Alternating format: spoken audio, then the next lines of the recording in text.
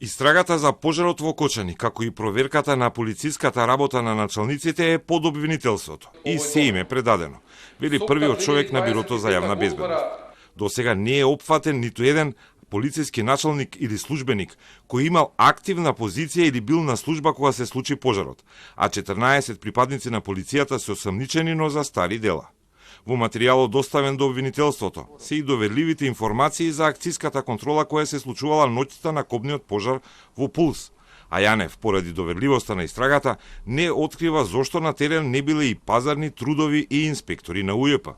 Ако е конкретно прашање за денот, вечерта. Дали биле повикани, зошто биле повикани, зошто не дошли? Сите планови за постапување, се што е содржано за тој ден, за конкретно критичниот настан, кога се немилиот трагичен настан, за жал кој ще се случи таму, се е доставено до надлежното јавно обвинителство. Се што е направено, дури и тоа што не е побарано, е доставено до надлежното јавно обвинителство за воено организиран криминал и корупција, односно специјализираното оделение за полициски службеници. Од наша страна, дури со екстракции на телефонски уреди, односно екстракции и анализа на податоци од телефонските апарати. И се друго што е одземено, се е доставено во јавното обвинителство. Јанев тврди дека за сите полицајци кои според неговите зборови учествувале на партиски собиранки, има постапка во внатрешната контрола на МВР, бидејќи законски е забранета таква полициска активност.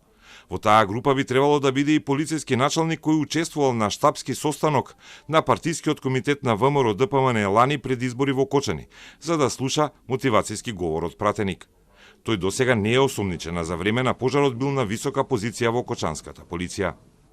За партиските врски на друг осомничен, универзитетскиот професор Александар Нацев, кој е притворен како реален собственик на агенцијата Рубикон, која без договор го обезбедувала Пулс, премиерот Мицковски вели дека тој одамна не е партиски активен.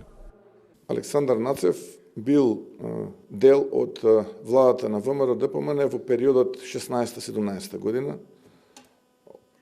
Обавувал некаква функција во тој период и тоа е последното нешто што го познавам и е поврзано со Александар Нацев. И го охрабрувам обвинителството да продолжи и понатаму. И понатаму да работи и доколку било кој мислат дека има било каква одговорност во овој случај, зборуваме за ужасната трагедија во Кочани, да действува. Ние ќе им помогнеме. Во 2017 Нацев одржувал и партиски пресконференции. Бил директор на ДБК и до 2017 година. Во јануари, ова 2025, е избран за професор на Воената академија и е вработен преку Министерството за одбрана. Одбрана ќе чека официјално известување за притвор од обвинителството, пошто ќе преземат соодветни законски мерки. Рубикон пак има повеќе тендери за обезбедување на училишта и државни органи во Скопје, Кочани и Прилеп, а сите сделки агенцијата ги добила по промената и доаѓањето на ВМРО ДПМН на власт.